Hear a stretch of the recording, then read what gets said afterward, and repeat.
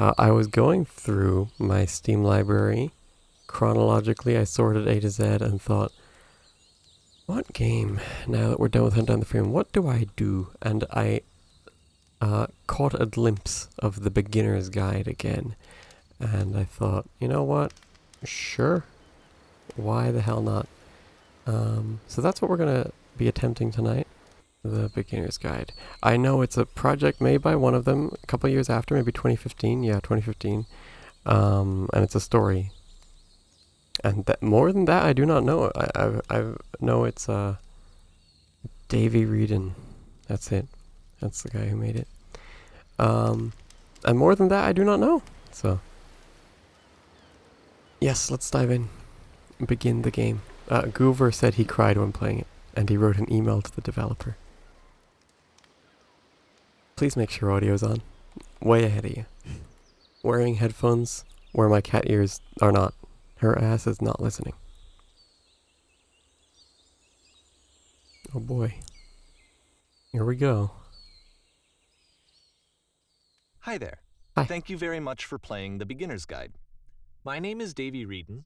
I wrote the Stanley Parable, and while that game tells a pretty absurd story, today I'm going to tell you about a series of events that happened between 2008 and 2011. We're going to look at the games made by a friend of mine named Coda.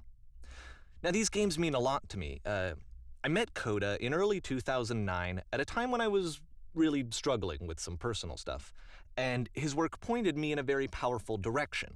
I found it to be a good reference point for the kinds of creative works that I wanted to make. So just to start you off, this is, I think, the first game he ever made. It's a level for Counter-Strike. You can walk around here, by the way.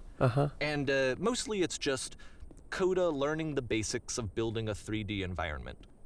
But what I like is that even though he starts from the simple aesthetic of a desert town, he then scatters these colorful abstract blobs and impossible floating crates. It looks very Dust too. And of course, it destroys the illusion that this actually is a desert town, and instead this level becomes a kind of calling card from its creator.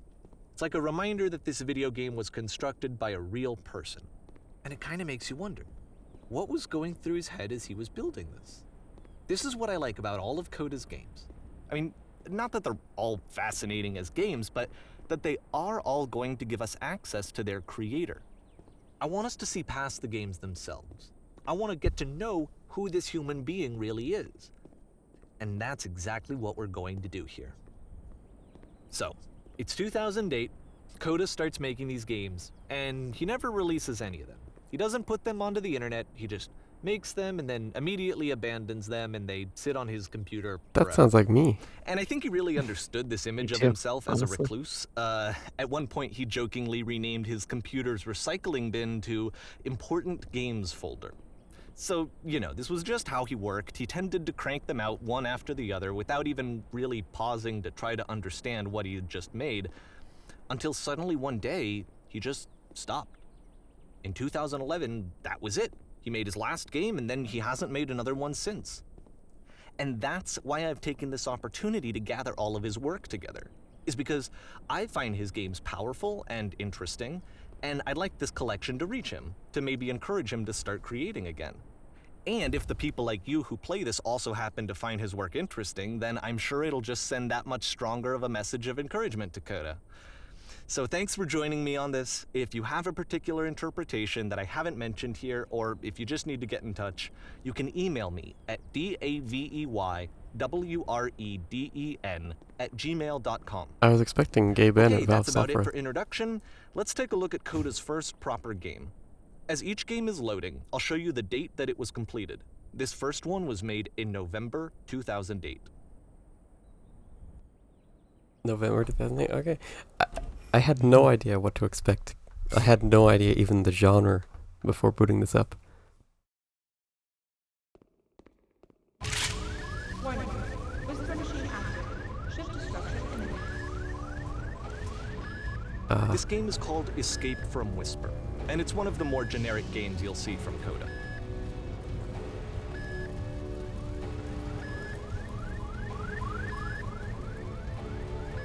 Okay. You can click to fire the gun. Security call reached. Hostile alien life forms inbound. It kinda looks like this game was abandoned mid-development. For instance, you have this gun, which you'd think would indicate that there are supposed to be monsters or enemies somewhere, but then clearly there are no enemies anywhere. You can't even reload the gun when you run out of bullets. But ultimately we don't really know. I ran out of Coda bullets. thought that actually it was complete the way that it is. And I think that we should talk about his games for what they are, rather than for what they're not. Enemy force neutralized. Begin ship evacuation. Wow. I love how you can see the bottom of the universe from this room. So you can. Yep. It's a game that's talking to me. It's like the Stanley Parable. Yeah. Wow. But it's like more real. Apparently this space station has a labyrinth on it. Sure, I don't know. There's really no reason for it that I've ever been able to discern, so in the interest of time, I'm just gonna skip you on past it. Oh. Okay. Okay, this is the part that's interesting. The game has this narrative about the whisper machine and how it has to be turned off, and then you get to the engine room. Uh-huh. Give me just a sec, I received a text. I'm gonna quit that so I don't get distracted by that. Because I know I will get distracted by that if I keep having that open. Ooh! Hey, you there, in the engine room. You could save us all. That beam is powering the whisper machine. We could disrupt it by introducing a great enough heat signature. If your body could stop the beam. It's What? so much to ask, but for all of our lives, would you do it? Could you give yourself? If you ask nicely.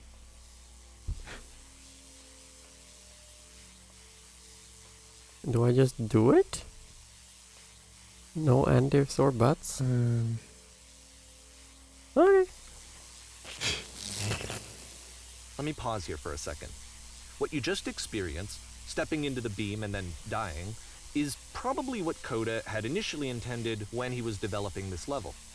But when he first compiles and plays it, something goes wrong. There's a bug somewhere. And this is what happens instead. Uh-huh. Oh. Ooh. Oh. Space. My The father's beam tiny. causes you to start floating. And this is an important moment for him. Because yes, this is technically a glitch, but Coda identifies something human about it, like how small it makes you feel in the face of this larger chaotic system. Or this floating could be the afterlife, a peaceful place, juxtaposed against all of the hysteria that you've just had to traverse. I don't even know. I have no idea what he was thinking, but what's clear is that after making this, something lodges itself in his brain. He wants to do more of these really weird and experimental designs. So he stops work on this and moves on to a stream of tiny little games that go in all sorts of directions. Let's go ahead and take a look at the first game he made after leaving this one behind. Okay, let's. Ooh. The past was behind her. Am I officially allowed to turn the fob up? I may do that. I don't think it'll break anything. It's just, oh, it's set to 90. Okay, well, maybe that just means it dynamically changes it throughout the game. Actually, it Yep. feels less zoomed in this right game, now. you can only walk backwards. Oh. Oh dear. Uh-oh.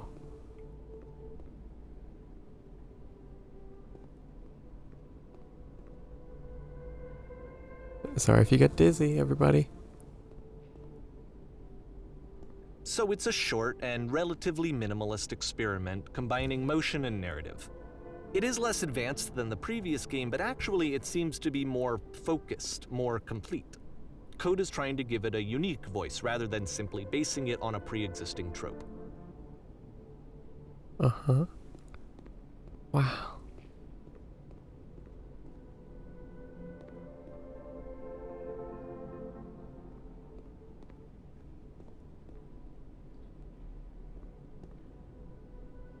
It's a short little thought, it says what it wants to say, and then it ends. Didn't need anything more than that.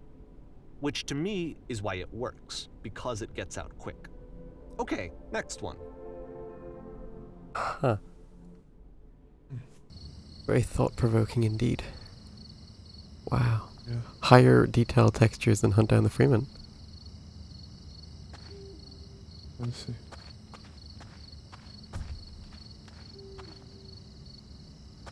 You're not entering.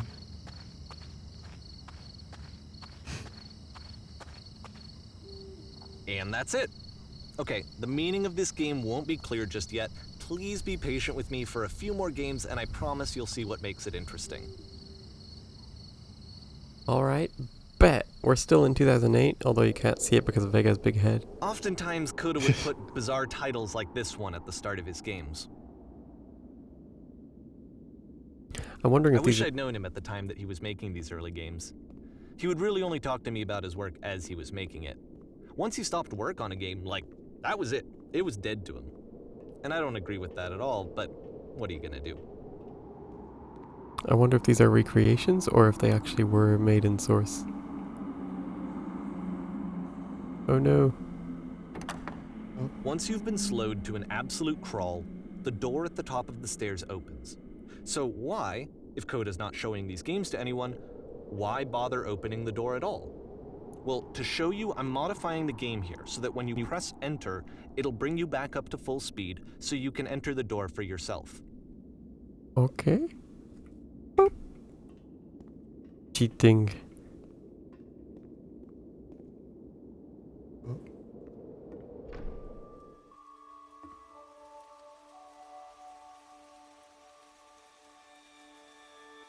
Huh? Uh-huh. A room that's warm and nice and filled with little ideas for games. Wow. A normal game where you have to scream into a mic every 15 Coda would seconds to often keep tell playing. me that he didn't mind if people thought of him as cold or distant. He said that he knew that he was actually a vibrant and compassionate person, but that it takes time to really see that. It can be a very slow climb to get there.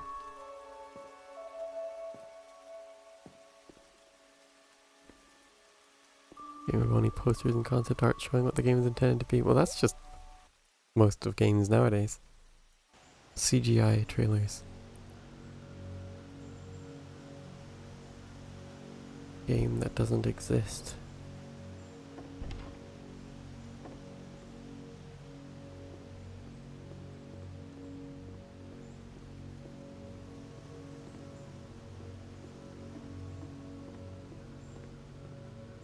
High-res light maps. Well, this is new for Coda. It's an actual puzzle. Go ahead and see if you can solve it.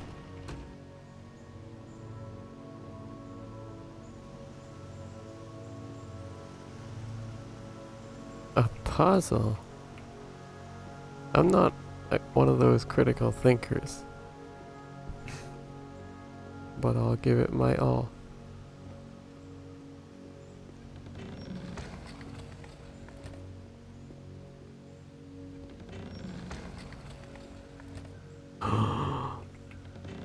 Don't forget that solution, because we're going to see this puzzle again soon. We're gonna see it a lot. I'm a big brain haver.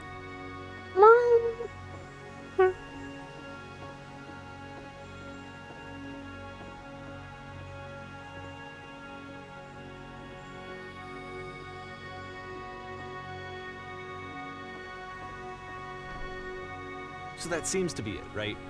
You walk down a corridor, you solve a puzzle, you get to the end. Simple enough. Alright, now I'm going to modify the game again so that when you press enter, it'll remove all of the walls from this room. Uh-oh, I'm scared, but... Oh. Whoa. Achoo! I got pooped. How about that? There was more to it than we had any way of knowing. I actually find it funny that this game comes after the Stairs game, since they essentially convey the opposite idea. So, in the Stairs game, A dull exterior concealed a rich interior. And then, in this level, a dull interior hides this fantastic outer world. Either way, I think that the point is the same, is that most of the time you don't get to know what you're missing, or even that you're missing anything. That's not your role as a player. So if your role here is not to understand, then what is it?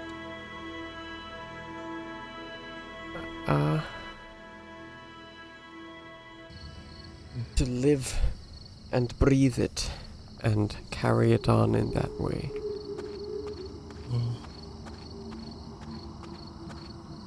Aha. So this, combined with the entering game from earlier, tells us that Coda believes his games are connected somehow. It could even be that the stairs game and the puzzle game are literally connected in between this and the entering game. There's a bigger picture that all of his games are meant to play a role in, some larger meaning that we won't be able to grasp until we've seen all of them. And once we have, we can step back and start to understand what exactly that bigger picture is. March 2009. I did enable subtitles, but I'm not seeing anything. I apologize. The Great and Lovely Descent.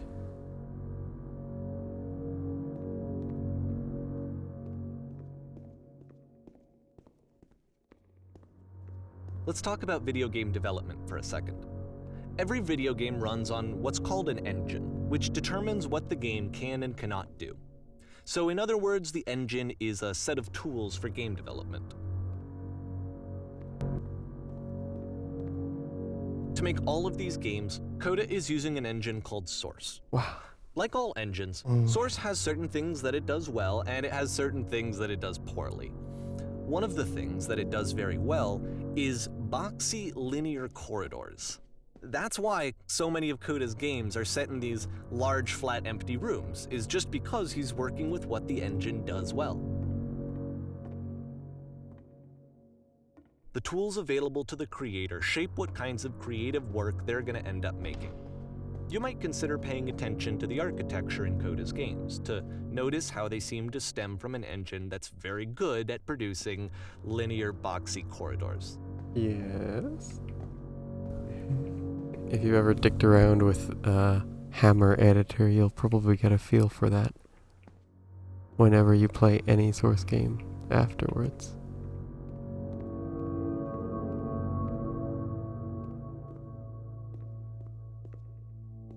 And I was actually commending how it was using custom gravity, custom sounds, custom textures. I fell to really feel less Half-Life 2 moddy and more original than many Source mods you'll see. Not that the Source textures or sounds are bad or anything. It's just rare to see stuff not use them even a bit.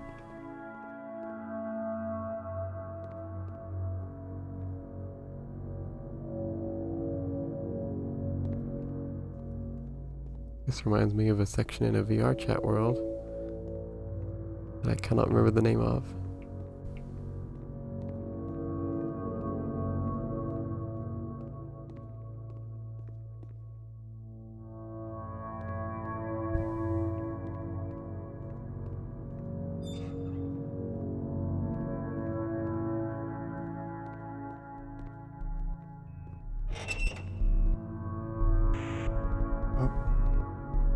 Okay.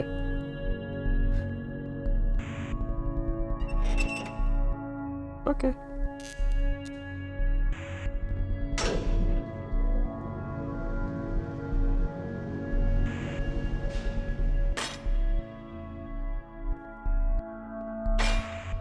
This prison, funny enough, in Coda's original design, the doors stayed shut for a full hour before letting you go. If you don't mind, I think we're gonna skip that. Oh man. We're not being genuine then. This is Hi, something that creepers. he and I used to argue about a lot. You know, whether a game ought to actually be playable, whether it means anything if no one can get through it.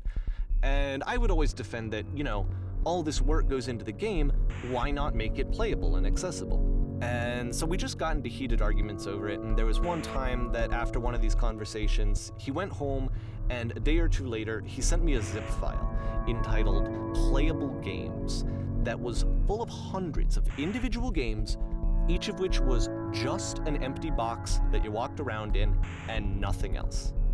Believe me, I played every single one of those just to find out if there was like a gag hidden somewhere. There wasn't. Oh, that sounds like an epic prank. You should show us all 100 of those. Please.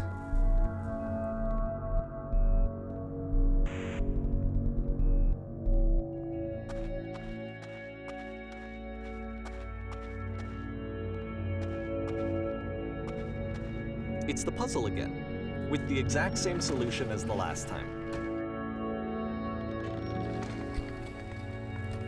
This feels like a There's video still no essay, clear but indication interactive. of what makes this puzzle so special that Coda is going to return to it over and over. But I promise I'll share with you my interpretation very shortly. Wow, I love blue skies in video games. Me too. I have this vivid image in my mind that I really must recreate someday, be it a VR chat world or source map or what. Almost Pixar-esque. Just fields. You there, did you come from up above? Here, Coda What was up begins there? using a kind of dialogue system that he fashioned out of the engine's chat capabilities. Use the 1, 2, 3 buttons on your keyboard to respond. Yes, there was a world stamped with whiteness. Yes, there was an enormous prison I spent hours in. Yes, there were these floating colored blocks. Ooh, call back. I'm going with that one. That's the world above. You've been there. Now this is important. Did you have to get through a puzzle with 2 doors and switches? Yes, I did. That was literally the last thing I did before coming here. No, I don't remember having to go through any puzzle. I'd prefer not to tell you. After all, we've only just met. Again, perfect. Now please, tell us how you solved it. Tell us the solution. Tell us how you get to the other side. I'm scared. What if they go to the surface and delete everyone?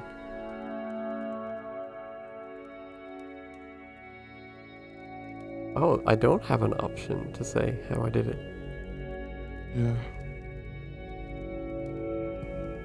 I'm going with 3. Oh no, but I do. We do. We need to get out there. Do you understand? It is the most important thing in the world. We have to escape this prison. There must be an ending. I promise you there is nothing I want more. You look like Wii Fit trainers.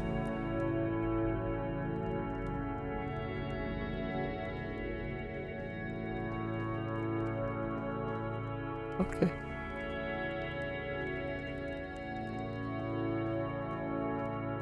Bye. Oh, hi. Hello, how did you get here? Was there a puzzle you had to pass through?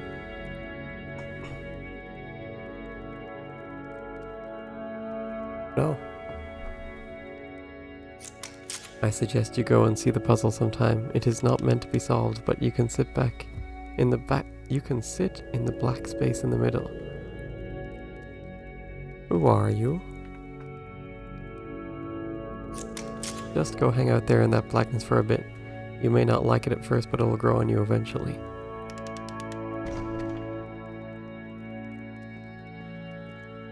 Uh-huh. I wonder if this music was in those games or if this is part of the beginner's guide. I get the feeling it's the latter. And so we make one last descent down to the final floor of the level. It's very loud compared to his voice. And my voice.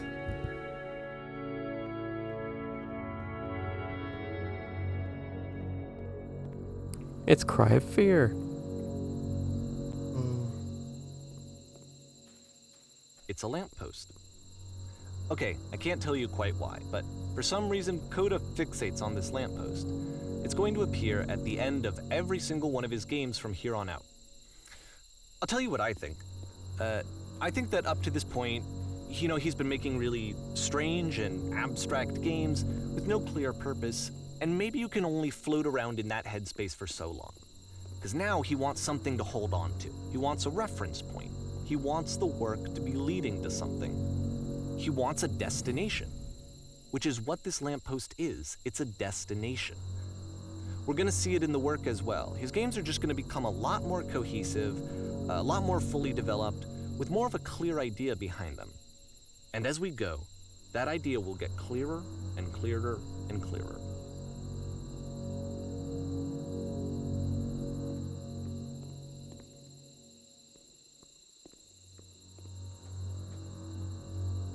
April, it's you. This game is connected to the internet. As you walk around, you can leave notes. Oh no, all notes you see are left by other players. Uh-oh, might not be stream safe anymore, everybody. Oh,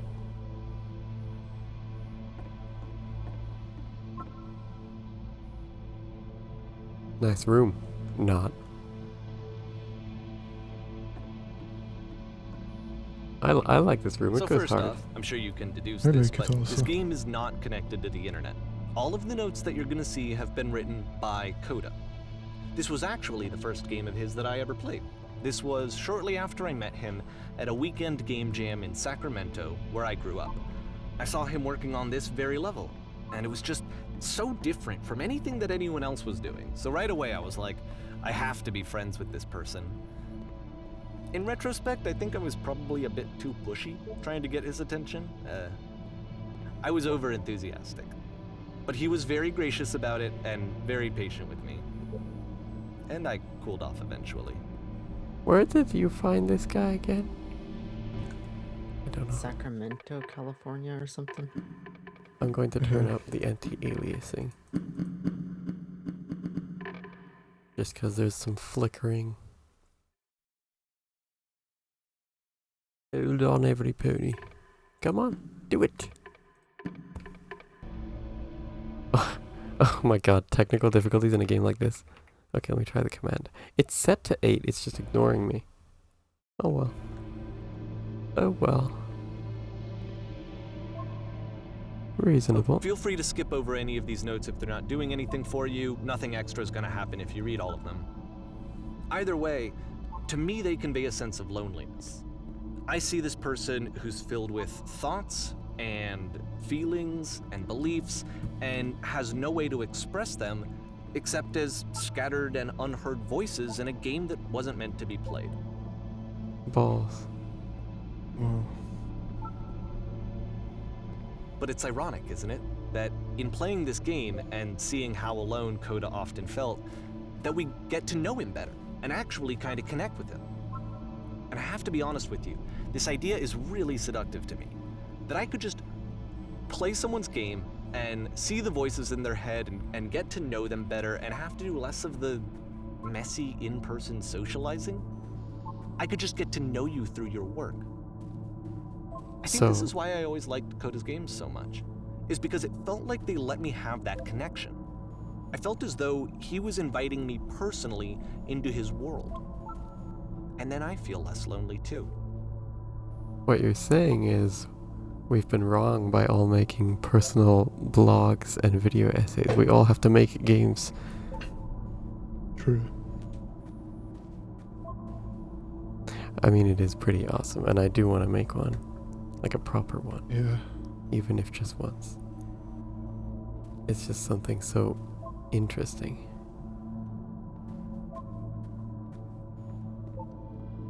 And especially reacting to other people playing it, seeing how they interpret what you've made.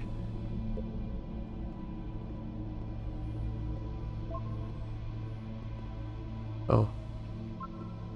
I failed, everybody. I don't know how to play the game.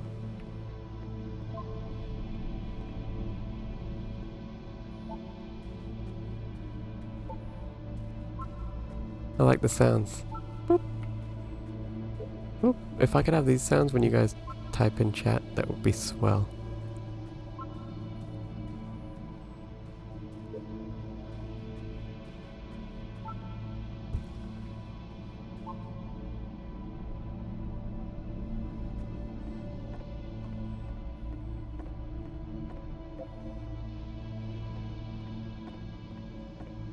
This person assumes far too well of the internet, even in '09.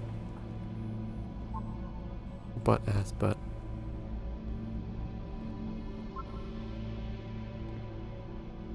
It's like, I think you can do something similar to this in Sky, Children of the Light. You can drop little messages somewhat like this.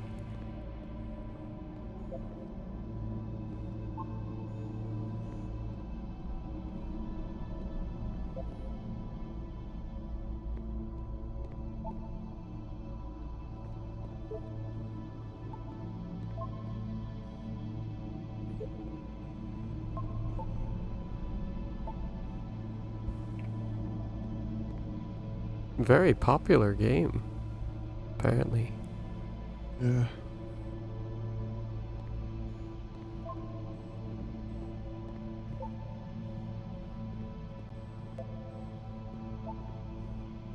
I'd like to get in this guy's mind. I wish I had ideas like this.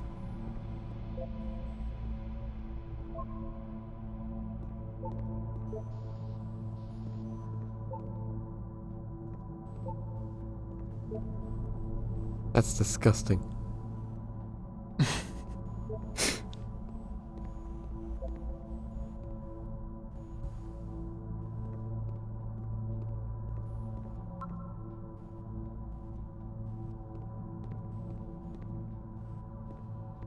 Can I save?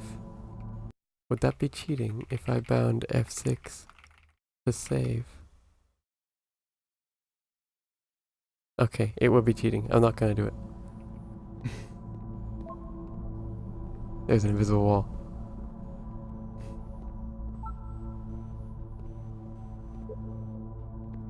That's called modern art.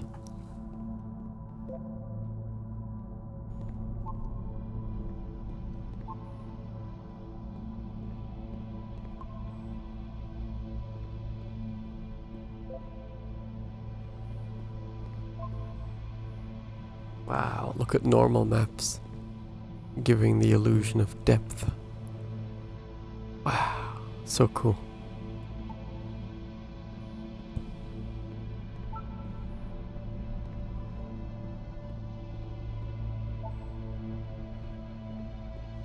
I'm such a sucker for 7th gen graphics.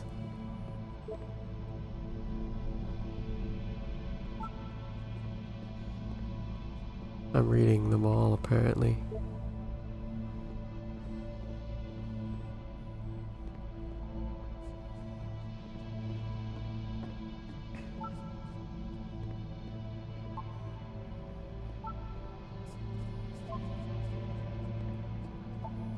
I really like how this looks.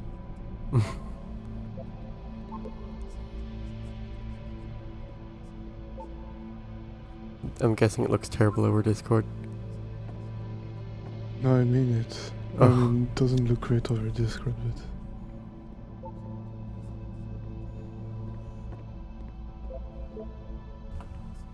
My wrists are at me. I'm gonna see if I can hook up my controller. Does it support Xbox 360 controllers being hot plugged? No, it does not. Are we surprised? No, we are not. Okay, I shall suffer on then.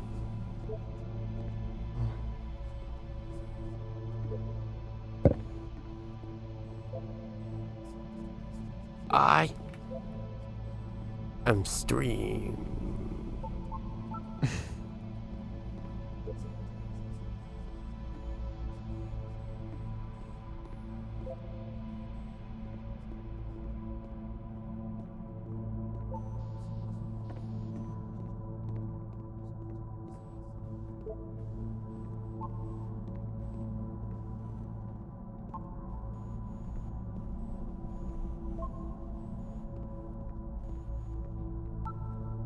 I want to leave a message. I would pollute this place with meows. At the end of this level, we're going to see the puzzle again. And here, I'll tell you what I think the puzzle means. Each of these games represents an idea that was on Coda's mind at the time that he was making it. And the puzzle is a way of closing the door on a previous chapter of his life before moving on to the next one. Yeah, that could very well be the symbolism.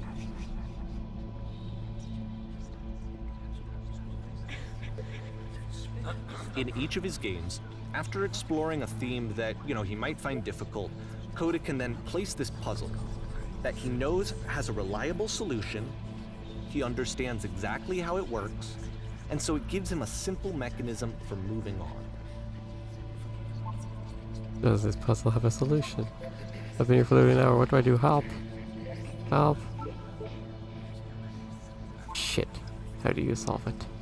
Let me And teach you. because there's this dark area between the doors, a space between spaces, before you move on, you get to pause. Just for a moment, Pause. Like, a few kitty seconds pause? to reflect on Yeah. and let go of the events that led you here.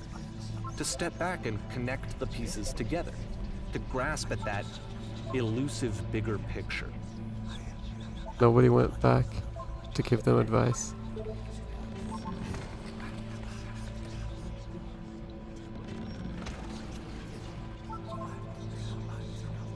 Bye. It's like a frozen time capsule of souls. Oh, what's that sound? That's freaky. I don't like it. It's typewriters.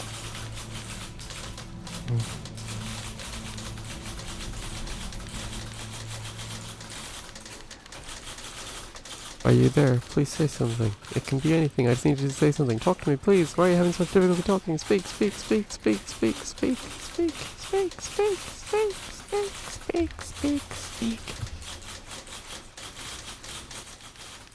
May to June 2009. Okay, this one is tough. It's gonna kinda just spin its own wheels for a few minutes. Hang with it. Okay. Hey, cool crib. This is very frutiger arrow.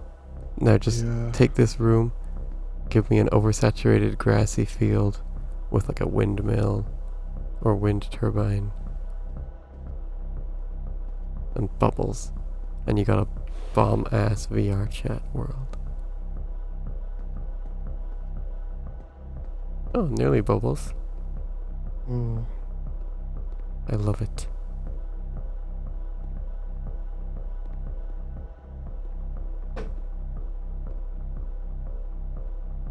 really like it.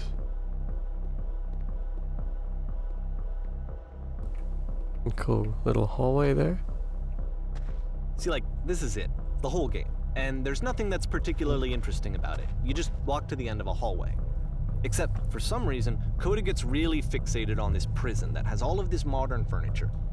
And I don't know why, but he decides he needs to revisit this prison. He's gonna start over, use the same assets, turn it into something else. Okay, cool. Here's version 2.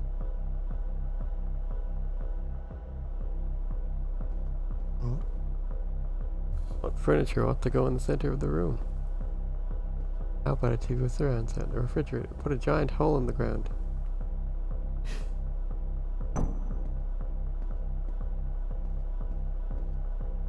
What about along the wall of the room?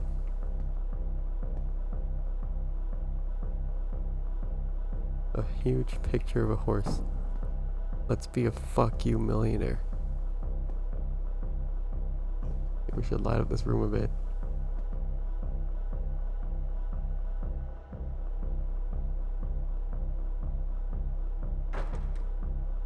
My choices are being ignored.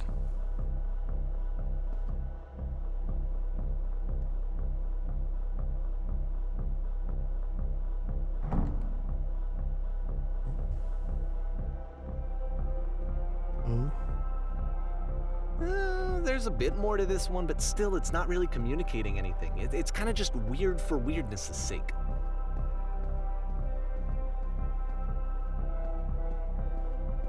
So, okay, he throws it out and starts over. This time he comes at the prison idea from a different direction.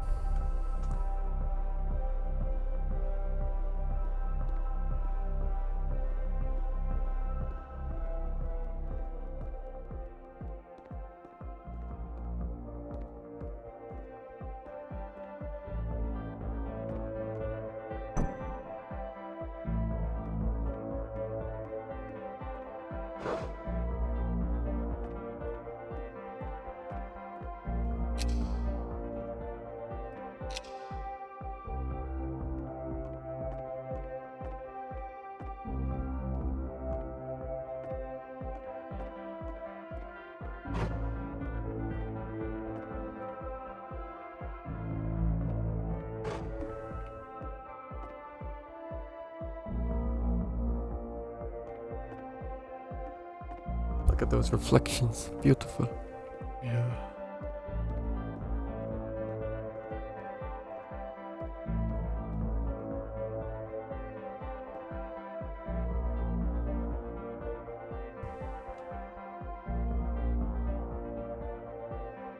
And of course, now the table is gone and you can't begin the chain of events to escape. Here's a version where there are no bars, but you can't actually get to the well. And then a version where the inside of the prison is the outside and the outside is the inside. Let me just blink you real quick through a few more of these. I mean, he really unloaded on this prison idea. There's nearly a dozen of them. Personally, I think it's awful to watch this, to see a person basically unraveling through their work. And for what? Like, at what point do you just go, maybe there are game ideas other than this prison that I could be working on? But Coda doesn't have that voice telling you to stop, that particular mechanism of defense against yourself. Without it, you just spiral. And so he keeps going and going and going and going and going, and then he hits on something. And he likes it. And that's it. He's done. He stops making prisons. This is the very last version of the prison game that he created. And the reason I think it works is that the prison is not actually in it.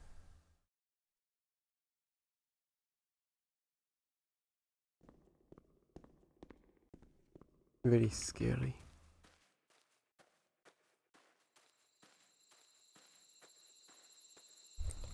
Horrifying. It's dark. Spoopy. Exactly. Oh, Sorry, y'all. Got a quick call to make.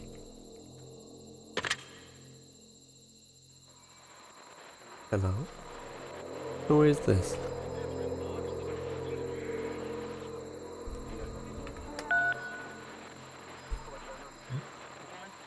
You're me?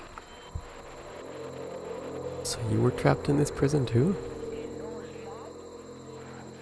Yep. It's a conversation. And so this is what Coda wants, is to be able to talk to someone, to share what's on his mind, and to get some good advice from someone who knows. But the irony is that even in this scenario, you're still talking to yourself. You know, all of these games so far are Coda talking to himself. It's like a radio. We're hearing some chatter.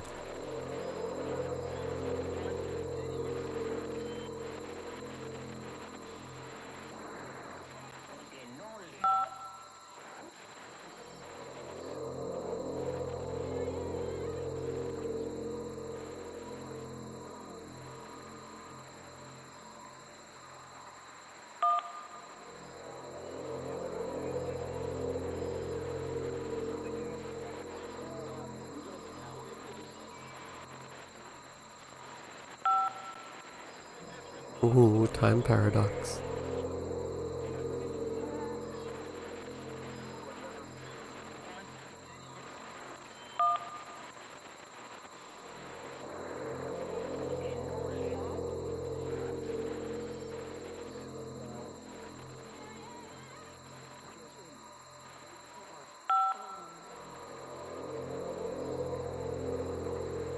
This would have taken quite a while.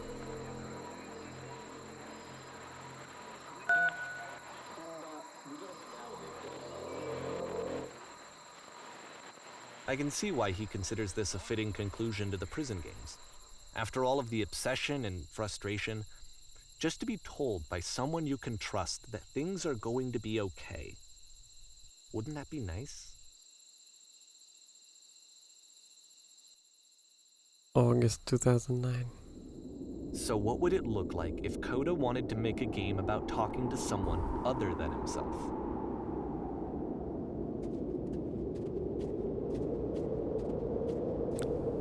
It's To me, this kinda environment windy. is meant to represent Coda's puzzle, with the two doors on either side and a dark transitional space between.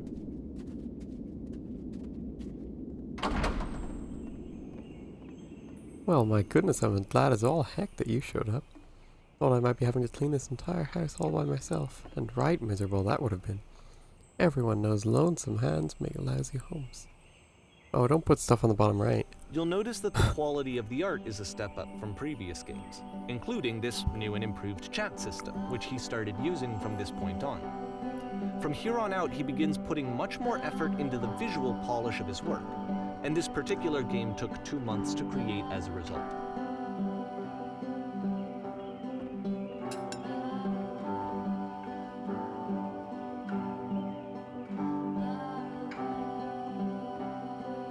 What a jarring space to live in. Yeah. But it could be worse.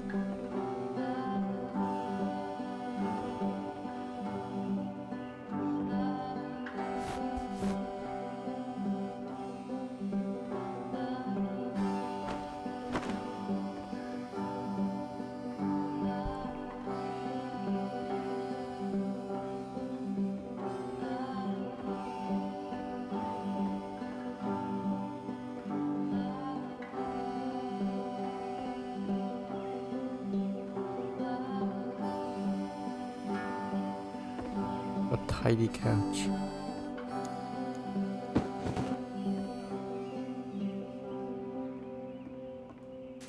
Or magic. Compelled to share an incredibly cheesy personal insight.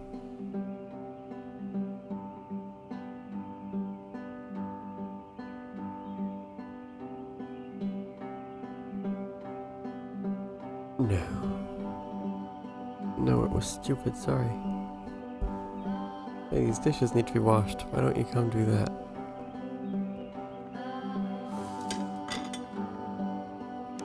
Last I checked, the tub needed a cleaning. Right, you scrub it down best as you can. No need to be perfect, we're all just human. Well, I made it perfect anyway. Are there still books scattered on the floor of the bedroom? If so, would you put them back on the shelf? Wait, that wasn't like that. Was it? Clear those dishes off the table. After Oh the my intense goodness. set of prison games, this house cleaning level almost feels like cleansing. It's the moment after a particularly difficult or traumatic experience where you just need to let it sit and digest inside of you, and eventually cohere into something meaningful.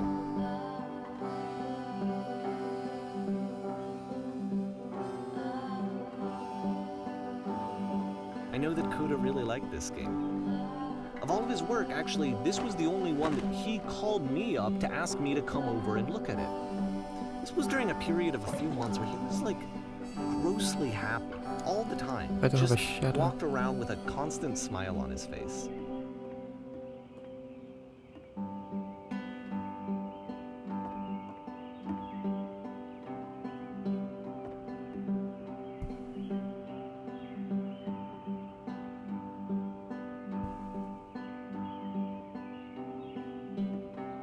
Gook.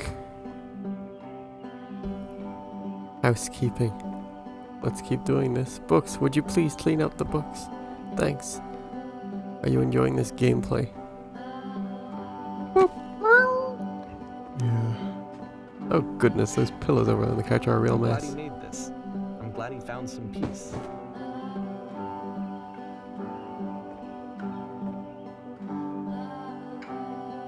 Question. But, of course, it can't last. The music stops, your companion is gone, it's time to leave. The door at the top of the hill is now open as well. Again, you can't stay in the dark space for too long. You just can't. You have to keep moving. It's how you stay alive. Well, that's sad.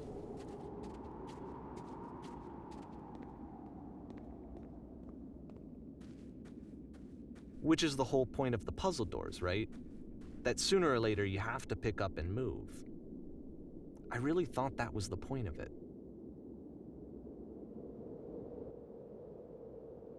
September 2009. Items This you love at one members gets only a prices. bit goofy. Why did you come here today? Was it to improve your life? Was it to get a better job? Was it to make your relationships more meaningful? No. You came here to become perfect. This workshop is going to teach you how to be perfect. I want your friends, the people in your life, to look at you and think, wow, this person is a better human being than I am. Right now, who do you think about that way in your own life? Who do you know who is so well developed as a person that they make you feel disgusted with yourself, compared to whom you feel useless, selfish, ungrateful? I intend to make you into that person. Perfection is within your grasp. And the question is not how do we do it, but how do we do it effortlessly? This is easy. It's so easy. It is so easy. About halfway through the game, the perspective shifts.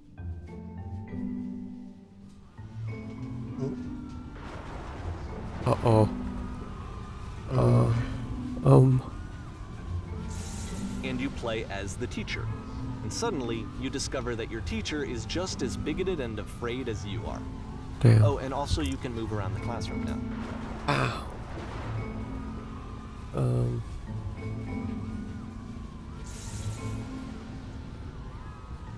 What? This is not nice things to say. I'm trying not to say bad things. I'll say the yellow things, they're the good things. Haha, just kidding. Okay, never mind, I'm evil. What if I'm not a good teacher?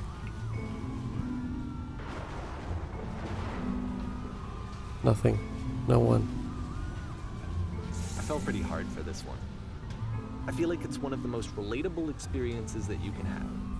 To assume that some other person Pretzel. is perfect and totally fulfilled in every way, and completely miss all of the little flaws that make them painfully human. I think about this game a lot these days. 2010, woo!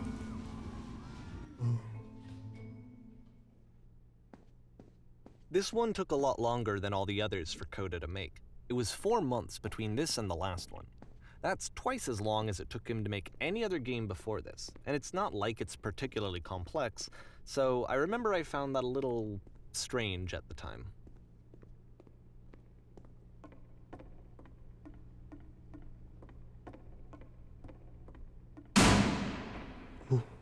Hi. Alright, the performance is beginning. Places, please. In this scene, you will be playing as me. We are at a gathering of professionals. First, you'll start out leaning against this wall.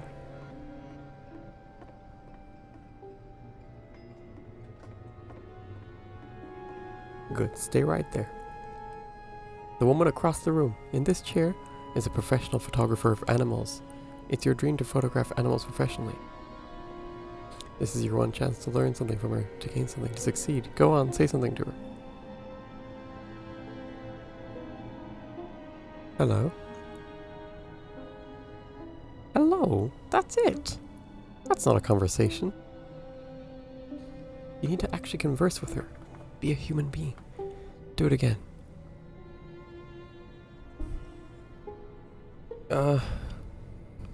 Here are all my hopes and dreams.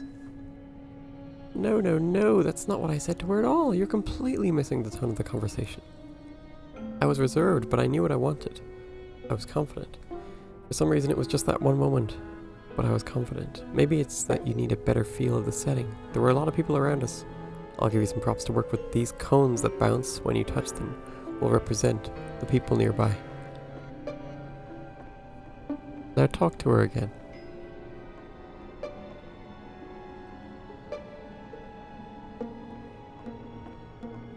That's cute.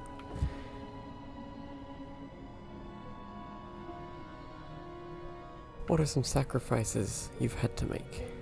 You're messing it all up again. You'll freak her out if the conversation gets that personal that quickly. Do you not realize how important this was for me? I'll never get another opportunity like this again. Everything was riding on this. I want to try something. Try stepping back from the stage.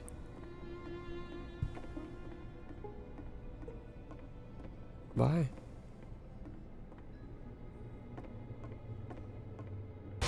Oh? I guess we failed. Oh my. Okay, yes, now this is working. This is what it was like. This eerie premonition of what's going to happen next in Coda's life. the solution to social anxiety, to fears of having to perform and having to chase success, the answer for Coda is to withdraw, to hide himself away. Which is what leads to scenarios like the stairs that slowed you down several games ago, where it just becomes harder and harder to access Coda's inner landscape because he keeps retreating. He just keeps backing away from possible connections to anyone other than himself. And to be honest, I didn't consider it very healthy when I first played this game. You know, it looked to me like he was trying to justify the idea of just disconnecting yourself from the world. And that wasn't what I wanted for him or for his games. Because I feel like a lot of his games are inviting me to connect with this person, to bring him closer. That's a very intense But what can thud. you do? After this, Coda went off and took another 5 months to make a new game. It better be worth the wait. Mobius trip. To play this game properly, you must keep your eyes closed. Click to begin the game. Huh? What's going on, Captain? What can we do? Can we do anything? I cannot see. Something enormous just appeared on the radar. And then my vision suddenly went black. Oh shit. What's going on? Uh-oh. We're going to crash, aren't we? Not playing the game properly? Yeah, I know. My eyes are open. Please, someone talk to me. Uh-oh. We have to be blind. You should probably open your eyes if you haven't already. It's pretty much impossible to solve otherwise. And there is a solution, by the way. The solution is to nom on a pretzel. And pretend I cannot see.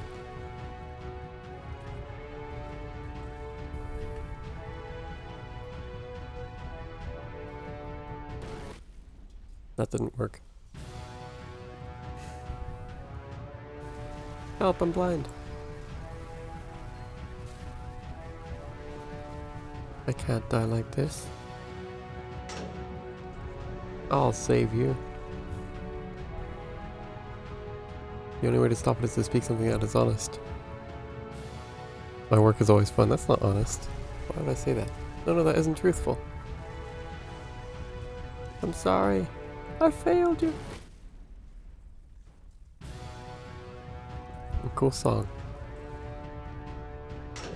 It's hard for me to see the options underneath everyone.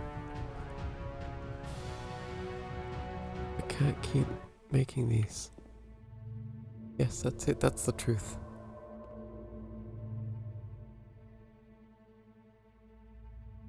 I don't feel Like it I anymore. said, I was What getting idea is concerned. frustrating me. First off, he's never been this explicit in his work about exactly what he's thinking. So where's that coming from? But then even weirder, his work has potentially stopped being an outlet for him. Not like he's having trouble iterating on ideas, but he literally just can't think of new ideas anymore. And in person, he was being a lot more distant than usual. Like, you know how sometimes a person will just deflect anything that you say in order to keep themselves disconnected all the time? It was that kind of thing. Here was the point in my relationship with Coda where I really started to wonder if he needed my help in some way.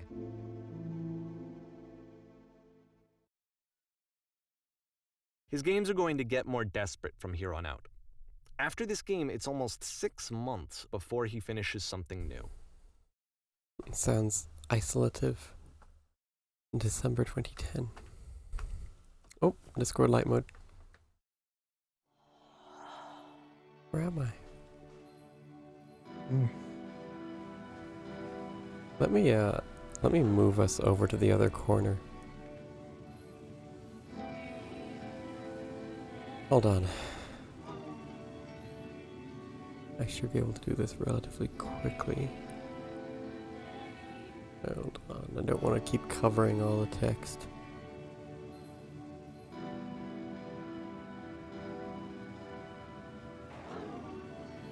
There.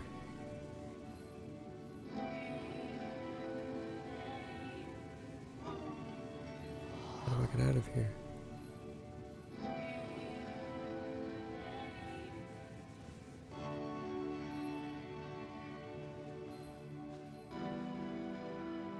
Skyblock. Yeah. Is that a person? How lovely. It's been a long time since I talked to anyone. What's wrong? You look lost.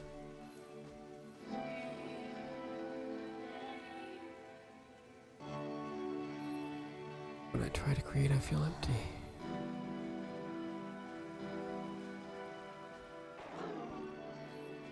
Oh no. What's happened? Did something change?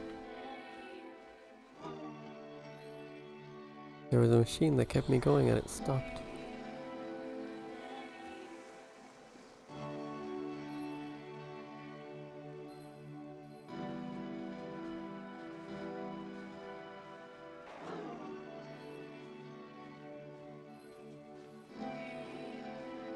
Whoa. Wait, you're looking for a machine? I think I know where it is. It isn't far. I need to see it to know why it stopped.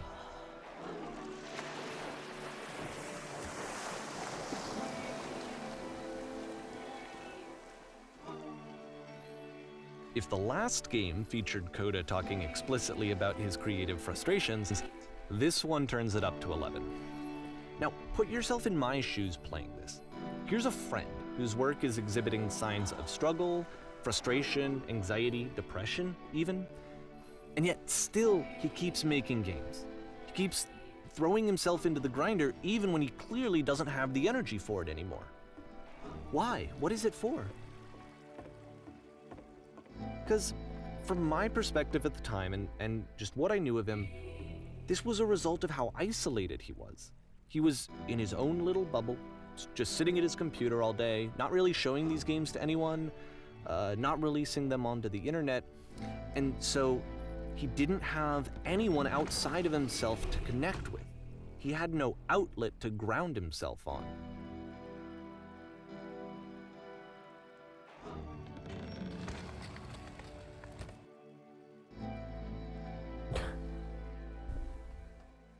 Um,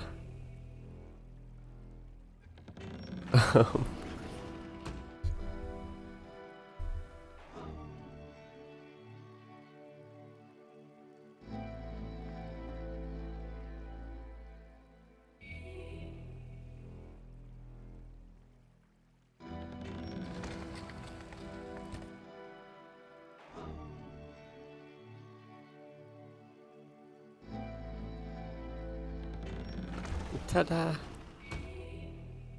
You can't talk yourself out of loneliness. It doesn't work that way. You can't be the one writing both the questions and the answers. Then there's no movement. Then there's no circulation. If all of your anxieties are being channeled into your work, then if the work ever fails, you have no backup and you're just going to crash. No kidding. Is this the machine?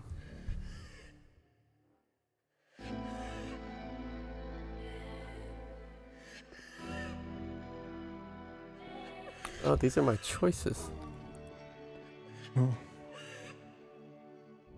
You have to say that your work is funny and easy. You have to say that game development is simple and joyous, and that you'll love it 100% of the time.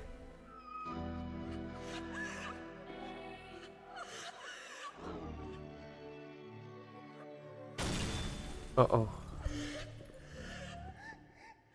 That feels wonderful.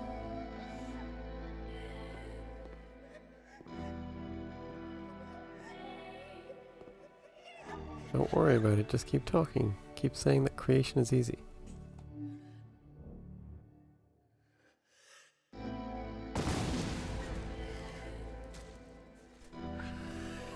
Keep going. Seeing this game at the time that he made it, it looked really unhealthy to me. I was watching him do this to himself, and I hated it. I hated seeing him so trapped. It's like, video games are not worth this amount of suffering.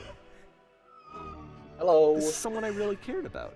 Hi. And I used to get so much joy out of seeing him create. For him to suddenly become angry and frustrated like this, it was the worst thing for me. How does this will work? Please continue. Pays off eventually. Yes, more. Keep going. I don't know. This is what I felt at the time. I don't know how else to explain it. I wanted it to stop more than anything. I had never felt so rotten. I needed more than I had ever needed anything for this to stop.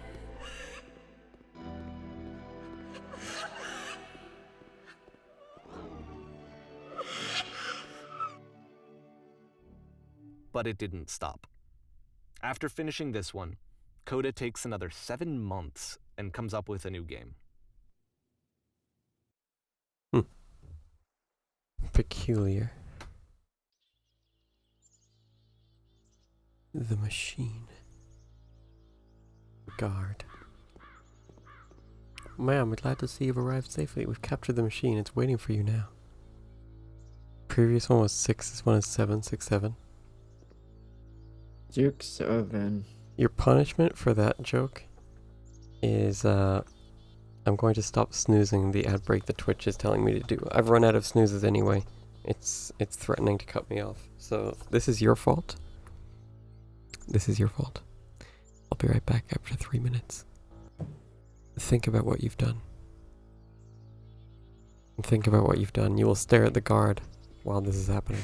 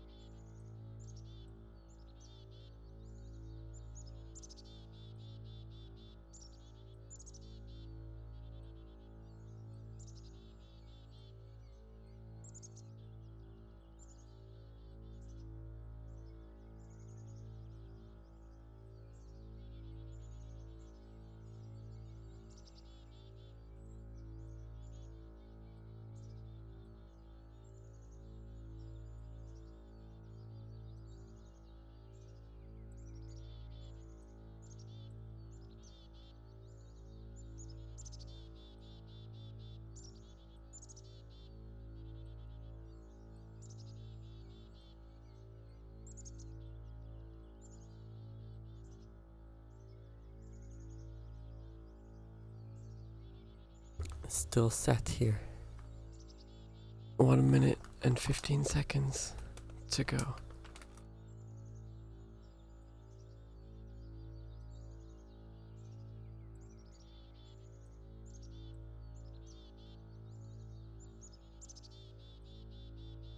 I'm gonna sneak a pretzel in while nobody can even see me.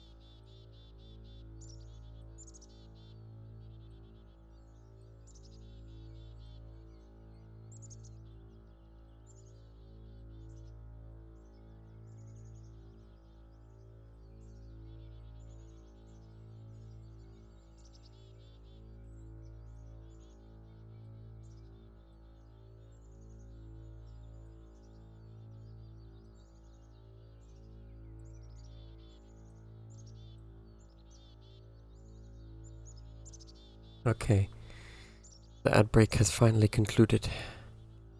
I hope you have thought about your decisions. There we go, I can spin this around and blame it on you. I intend to be quick. Very good. Just be warned that someone called the press, so we might have a bit of attention on this one. Also, one more thing that you should know about the machine. It calls itself Coda. Uh-huh. I'm here. Will we get to see the machine? Can you give us answers? Answer a few questions for the paper? You famous? Where is the machine now? What can you tell us? What are your next actions? What has the machine been doing? How did you capture the machine? What can you tell us? Prometheus punished for eternal torture. 3-minute ad break for giving fire to the people.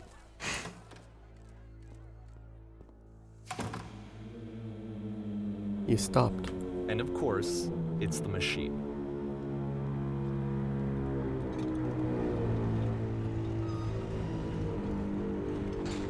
I'm interrogating Coda in Coda's game. You stopped feeding us.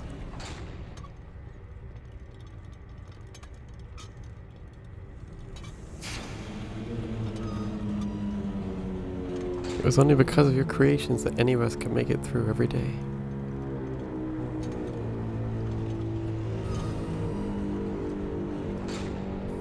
I've been so alone.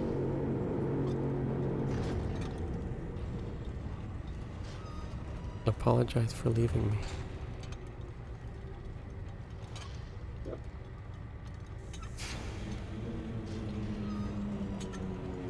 No? Nothing?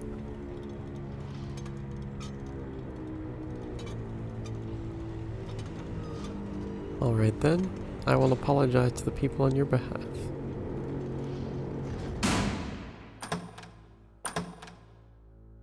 Okay, April has now been banned from the chat for propagating and spreading the 6-7.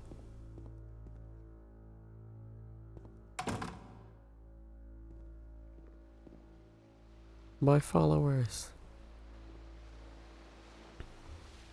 It falls on me to deliver bad news.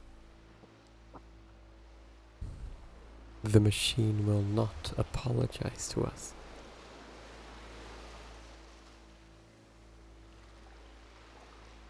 But this is not important. We are stronger than it thinks we are. Let us show it that we are not failures. Follow me. We will destroy the machine or everything the machine has created. Can we go with neither?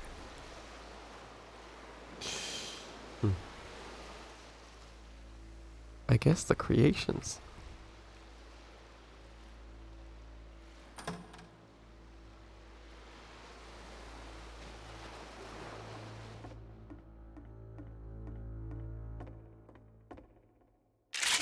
Uh-oh.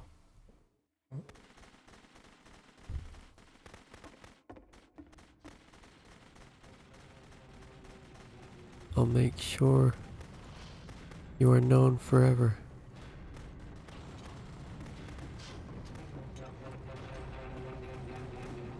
Isn't that what you're scared of? Exposed to the view of others every day forever. Seen in naked clarity. So now the work is becoming self-destructive. And I'll tell you, at the time that I first played this game, shortly after he made it, here's what I'm thinking to myself. I'm thinking that code is stuck in his own head, and that it's having a very negative effect on him, and that all he needs to do is just start showing his work to people, to get some actual feedback on his games. Some frame It drops. might get him out of isolation. And so, as I'm thinking this, I realize that I could be the one to initiate it. Because it would never occur to Coda to start actively soliciting feedback, so what if I did it for him? If he could see the difference it would make to have more actual conversations with other human beings, would that bring him out of his mental spiral? Would it give him confidence in himself? Would it bring meaning back into his work? No, I don't want to destroy this beautiful work. I guess it's better than shooting him. Oh, I fell. I don't even know if I started showing should do Coda's that. work to people. I took this one, and the islands which you just played, the theater, the notes, the house cleaning game, and some of the prison escape games. I brought them to people that I knew and trusted. I asked their opinions. And the great part is that they really loved his games. You know, the point of it all was just to give him some external reference point, but they genuinely loved his work. There was nothing for him to be afraid of. Yeah?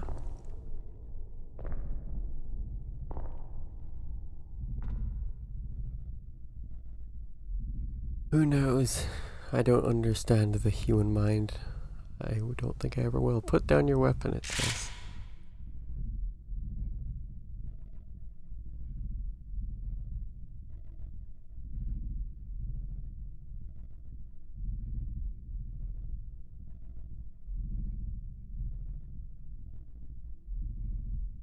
Any other option we're given here?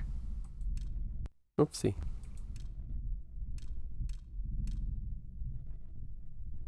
I can't see anything else I can do except crouch.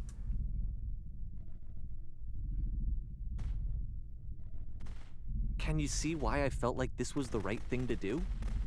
Because it's the thing that I always feel like I need, to be told that my work is good, that I am good. When someone really connects with a thing that I've made, when they see themselves purely in my work, there's nothing that feels better. And I got to give that very same feeling to my friend.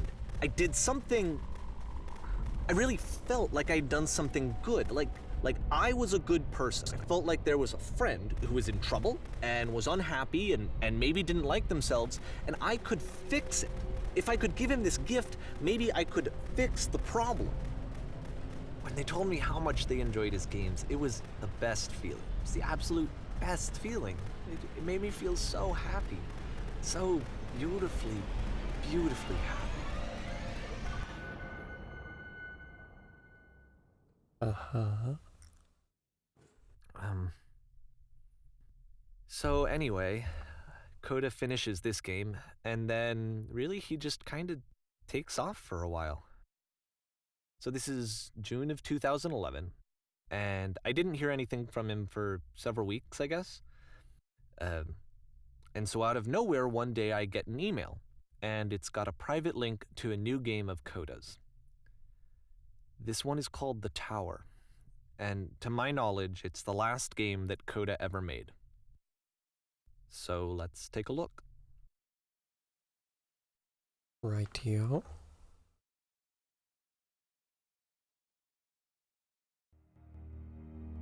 The Tower. That was pretty dark, that last one. Jesus. And this is where I have trouble saying anything meaningful about Coda's work. Because more than anything else, the tower just feels distant. It feels like it's trying to distance itself from the world. It's a very cold game.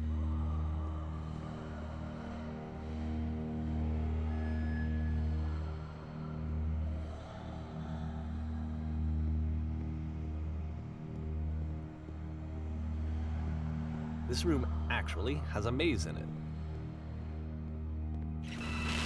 Whoa. Except that all the walls of the maze are invisible. And then every time you touch one of the walls, there's this awful flashing and noise. So the experience is really miserable. The game goes beyond not being meant to be played. It actually seems to despise the player for trying to play it at all. But I do want to show you the rest of the levels, so when you're ready to continue, press enter and I'll put a bridge over the maze. Okay. I don't want to give everybody seizures, so I'm doing that immediately.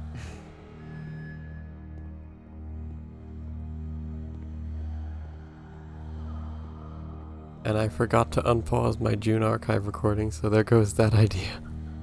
Oh, That's fine.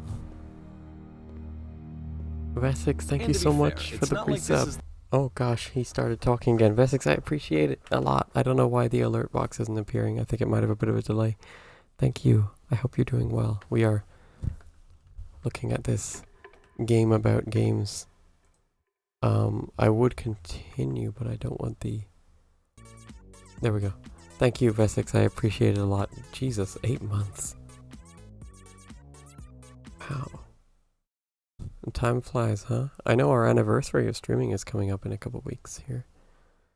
We should do something special for it. Yes, thank you again for supporting. I'm going to continue with this. Thank you. the first game that's needed some modification to be playable. Like the house cleaning game.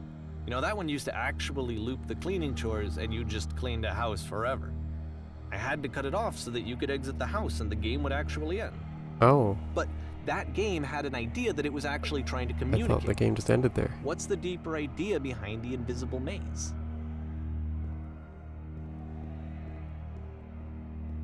That cleaning game really did just go on.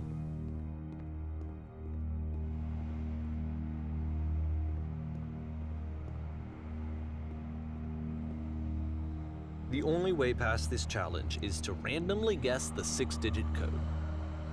Like the invisible maze, it's frustrating to me, because it's the opposite of everything else that Coda has made. It doesn't encourage thought or engagement. It doesn't ask anything of me, except a lot of my time. If I could have reached him during this time, then maybe I could have asked him, but I couldn't. I still don't really understand why this is here. We're gonna be here a while. I'll put the code on the ground for you here, though, so that we can move on. Oh. Okay.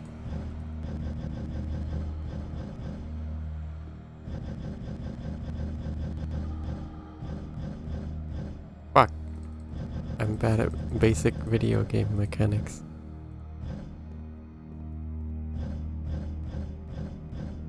Now, April, look at this carefully. See how there's a number in between them. Huh? That's all I'm gonna say. 7. No. No, opposite. 6, 1, 7. Exactly.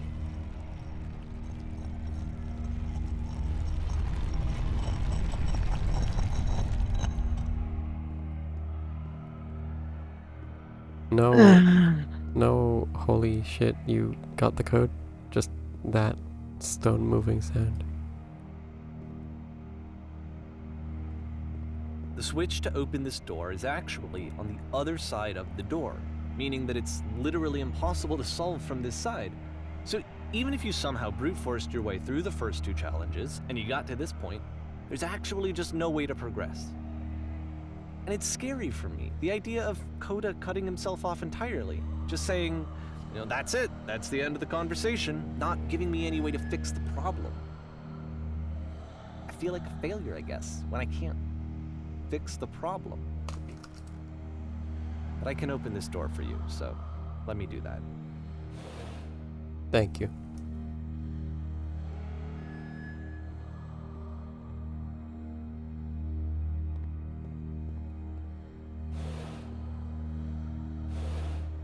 Huh. Was I a failure for not understanding this game? I mean, I don't know why I would be. It's not like everything needs to have a solution, but I feel it somehow. I feel like I failed, and I don't understand why. I remember, it's June of 2011. I'm playing this for the very first time, and as I'm playing, I'm thinking to myself, I don't know this person. I have no idea who this person is. It wasn't the guy I knew, it wasn't my friend. I had come to so many conclusions from looking at all of his work up to this point, and then suddenly none of them... Well... I had been trying to, though. That was the thing. For years I was trying to get to know him, to understand who he actually was and what he stood for. I asked him so many times to please just tell me what his games mean to him. I asked him please to tell me what the 3 dots mean. And he wouldn't. Yeah, there have been 3 dots. Have they been on all of them? I've only seen it on the first 2. Oh, gradient.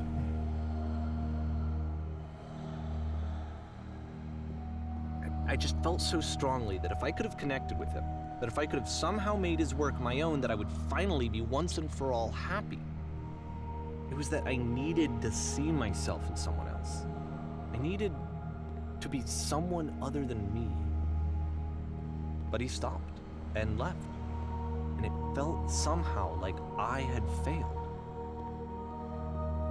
That's fair enough. That's natural.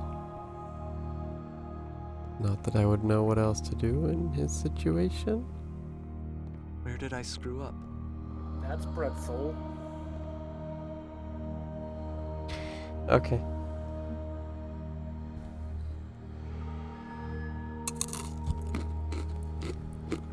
Pretzel.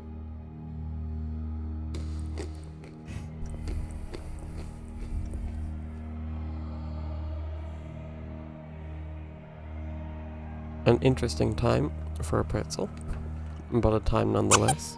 Achoo! Ad time.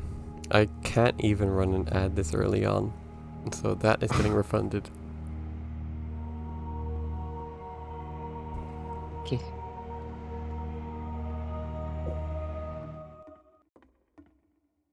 Dear Davey, thank you for your interest in my games. I'm the reason that you stopped making games, aren't I? I need to ask you not to speak to me It's anymore. because of what I did.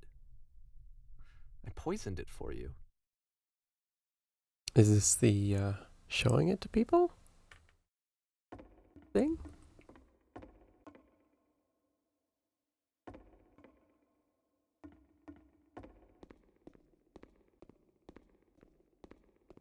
I don't wonder- think I ever told you this, but when I took your work and I was showing it to people, it actually felt... it felt as though I were responsible for something important and valuable.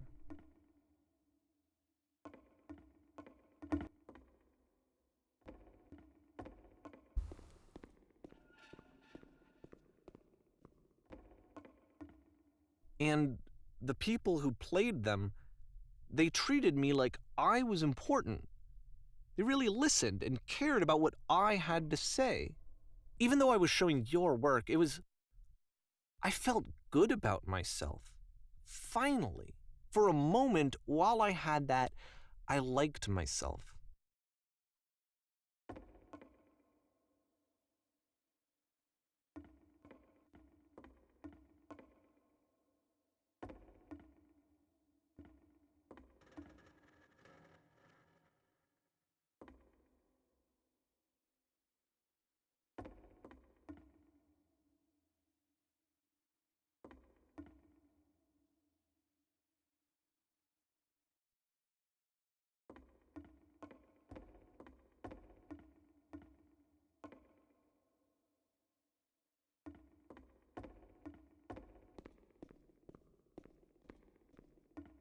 And then you stopped, and I didn't have anything left to show people.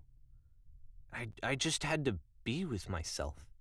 And as soon as that happened, there was no feeling at all. Nothing. Less than nothing. What does that mean?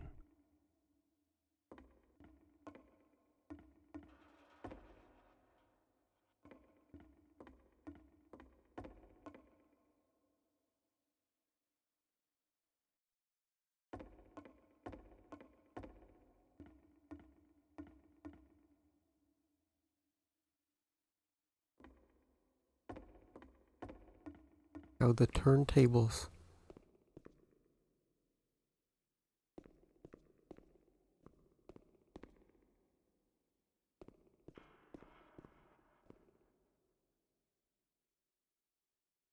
I'm afraid that I did something really stupid because I don't like myself.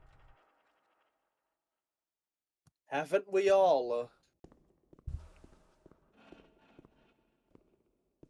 I feel stupid for not being able to remember sentences for longer than a few seconds.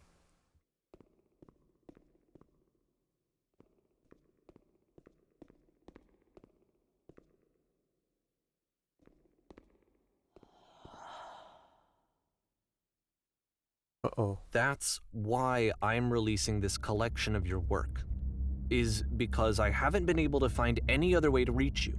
I've tried everything. And so a part of me has hope that if I put this compilation out into the world, and if I put my name on it, that maybe enough people will play it so that it'll find its way to you, so that I can tell you that I'm sorry. I know I screwed up. If I apologize to you truly and deeply, will you start making games again? Please, I need to feel okay with myself again. And I always felt okay as long as I had your work to see myself in. I mean, is something wrong with me? Because I know that I did an awful thing, and I'm doing it again right now. Like, I'm showing people your work, but I can't stop myself from doing it. That's how badly I need to feel something again, like I'm an addict. There has to be something wrong with me. Can I apologize? What if I tell you I was wrong? Will that work? Will that fix it? I don't know. I don't think it will, but there's nothing else that I can do. Just tell me what you want. I'm sorry. I'm sorry. Please, start making games again. Please help me. Please give me some of whatever it is that makes you complete. I want whatever that wholeness is that you just summoned out of nothing and you put into your work. You were complete in some way that I never was. And I want to know how to be a good person. I want to know how not to hate myself. Please. I'm fading, and all I want is to know that I'm going to be okay. Huh. I did not get the impression that he was so reliant on showing others these games and to feel self-worth. Epilogue.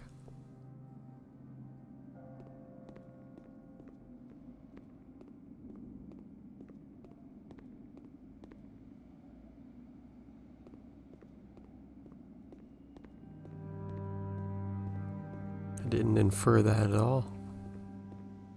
More love, more praise, more people telling me that I'm good. Always more. It's like a disease.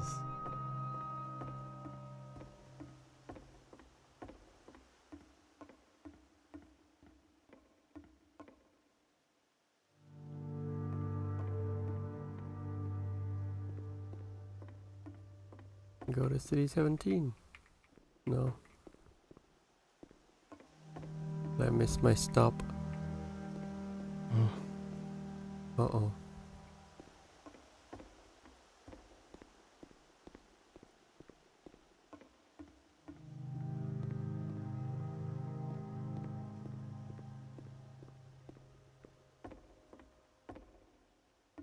I feel like I've played a part in this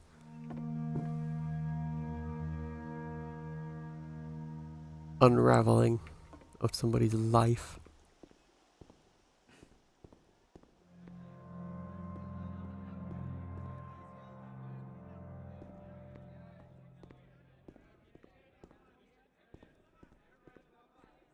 Solution.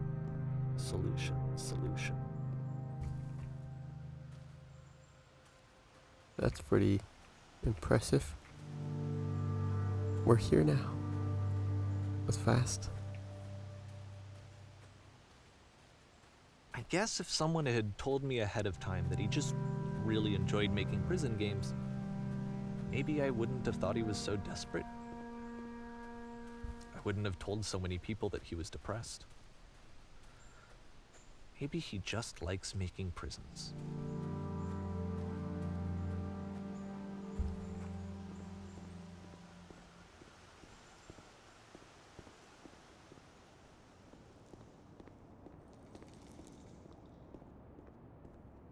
Maybe. I didn't know Even that. now, the disease is telling me to stop. Don't show people what a shitty person you are. They'll hate you.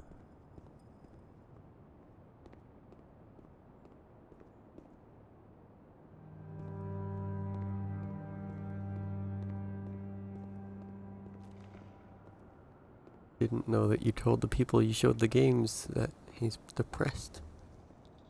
I didn't infer that. I don't know if he left that out or I just missed that.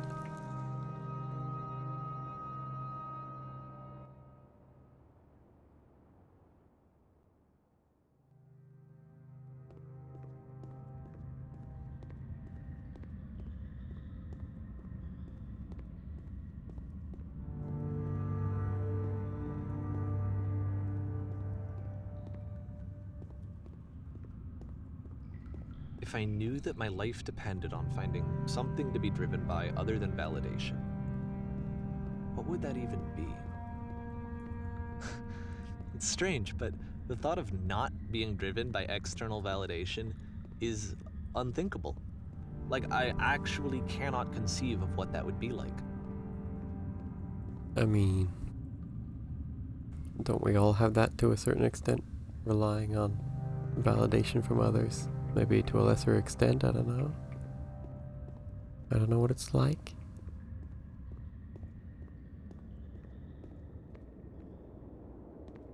What now?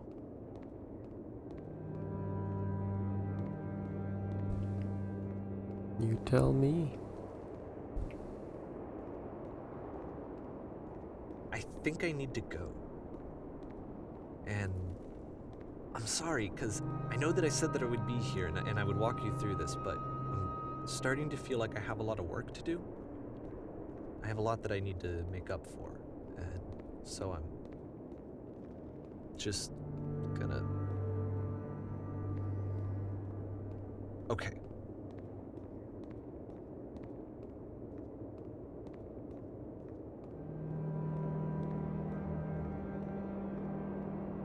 Are we coming full circle? Are we dust with colored cubes?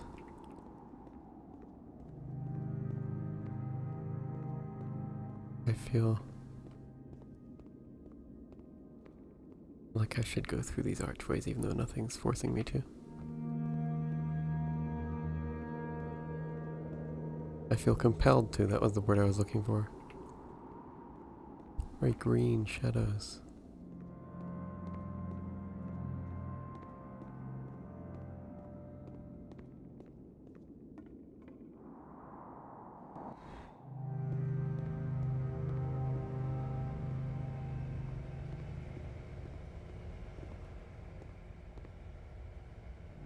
Going up.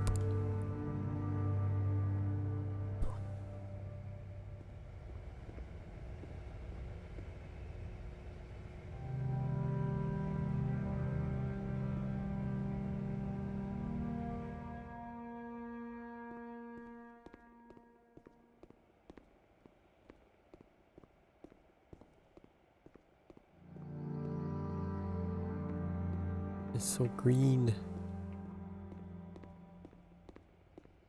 I'm so green. Yep.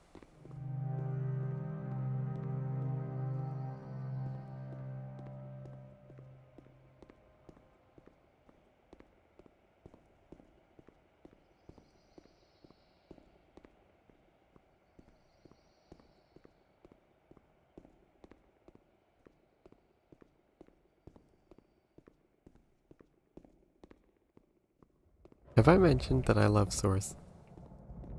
Is this a Source game? I couldn't tell.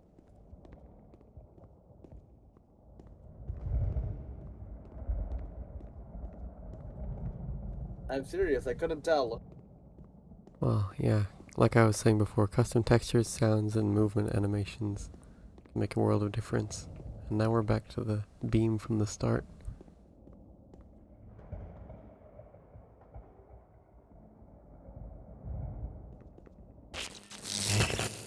Ow.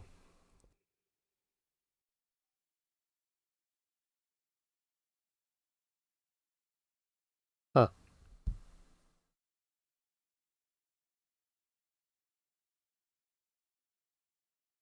Whee.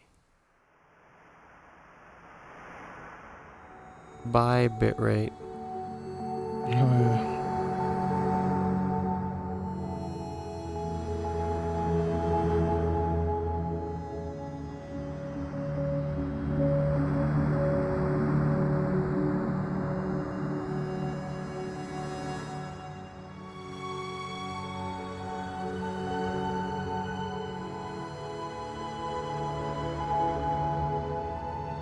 Well then.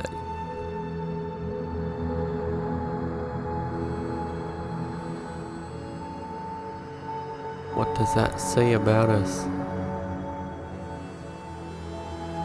That it comes full Now circle. we're in space. Oh, It's sort of like... Maybe launch a monkey into space. Bruh. Okay. We're in space. You know, I'm trying to analyze this here. I'm trying to understand the point that's trying to be made.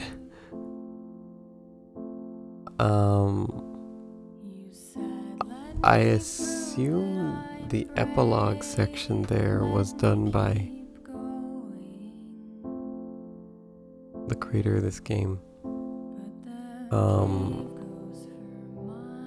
So I guess it doesn't necessarily mean too much that it connects back to the start. That's a sort of natural evolution. Huh.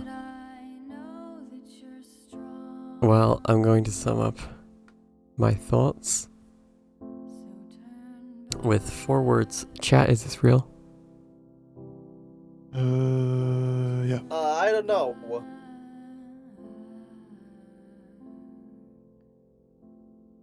Is it telling you... Are you real? Yes. Is it telling you a story to try not set yourself up for disappointment or make the wrong choices? Or is Cody real? Coda, not Cody. I would assume it's the former.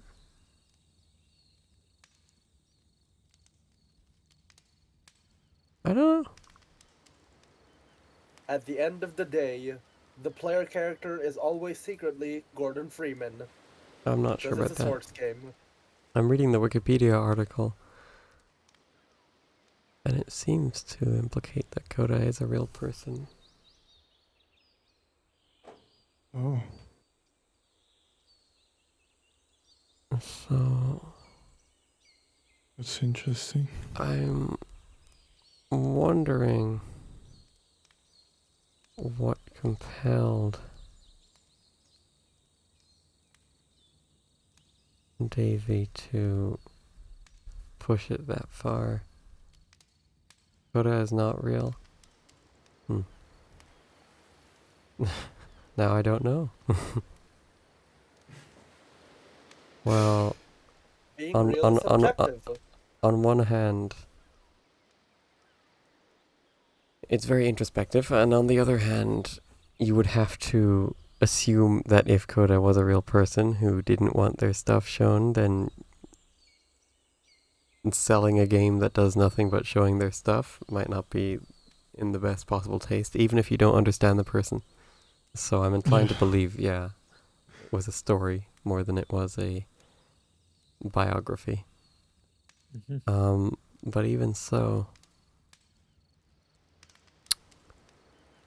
I'm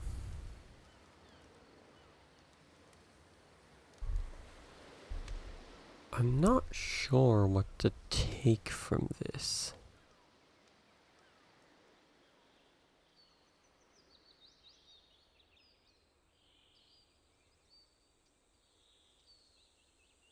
Yeah, I don't know. Although many people did believe so, and Davey got a lot of hate mail for being a shitty person. Yeah, no, I think the creator of this game is an intelligent person, and that something as blatant as that would have been very obvious.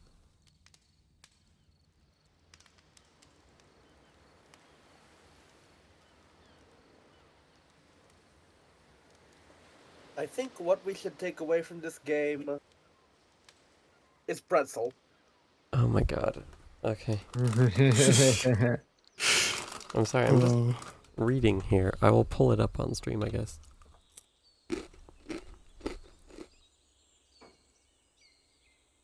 I'm sat here in silence because I'm trying to read the thingy thing. Thingy thing? Mm-hmm. Pretzels. Hydrate. Okay. Oh my gosh, hi Vessex! Hold on. Vessex is here!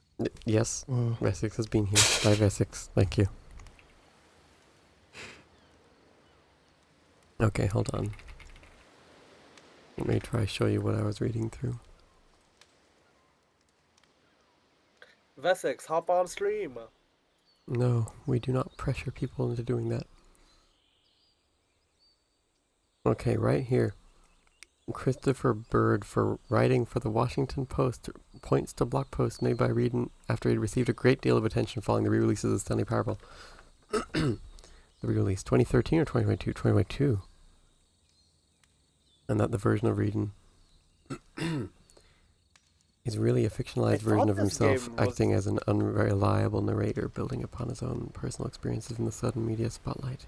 In the relationship between the fictional Reedon and Coda, the line, "When I'm around you, I feel physically ill," is a quote from the Stanley Parable sound designer Robin Arnott during an argument with Reedon.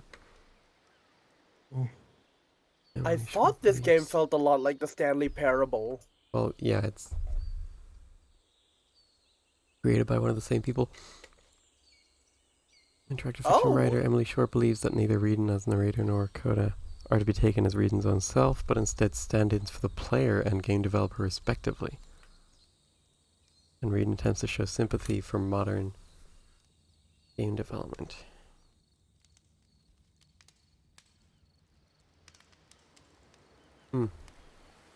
Yeah, I don't know. All I get is that it is an internal struggle. If someone redeems a word ban, is everyone in the stream affected? No. Okay, well, they can't say the. Yeah. Okay. I understand that I'm trying to shove a square peg in a round hole right now by trying to analyze this game on my silly, goofy, happy-go-lucky stream environment that I usually brew. So maybe this was inevitable and I brought this up on myself, but even so, this one will leave me thinking while I try and process what I experienced. And God, I should really close Wikipedia. Some have taken The Beginner's Guide to be a work of non-fiction, as at face value it consists of the works of a real developer who is not Reedon, which would be an unethical use of someone else's work and potentially copyright violating. Destructoid's Laura Kate Dale commented that the game is short enough to fall within the Steam refund window for those who believed it was non-fiction and thus contained stolen works. Dale's statement initially led to some controversy in the belief that Dale was suggesting misuse of the Steam refund system, though she later clarified she was only addressing those believing it to be non-fiction. The controversy led some to point out that a player's interpretation of the game is very personal, differing between each player. Reedon himself refused to affirm or deny any interpretation until confirming its ultimately fictional nature in an in-depth interview with the podcast Tone Control. So there you go. It is literally designed to make you think and to ask and to come to terms with what it is. Which, that's allowed. You're allowed to have a game that doesn't have such a clear cut, this is what it's meant to be, or say, or do. What a quirky little guy. Well, there you go. There's the Beginner's Guide. There's my thoughts on it. There's my ramblings. Another source experience under my belt. No, but more than that. Yeah. It was definitely interesting. And it was darker than what you usually play on here. Of course. But I'm open to anything. As a variety streamer, I would love to clear the backlog. I would love to do anything that people suggest, like DTGR. I like it when people have a hyperfixation on something. Well, not necessarily, but enjoy something even, and then share it with me. And as I'm going through it, they can talk about it, like DTGR with Cry of Fear or Commenter with The Walking Dead. And I do want to do season 2, but I have to pinch him when he's around. And if you have any things you would like to see me do, let me know. Okay, well that's it for the Beginner's Guide. I will wrap up stream with some Tomodachi here, so don't go anywhere. I'll be back in just a few moments, and we will Tomodachi all over the place.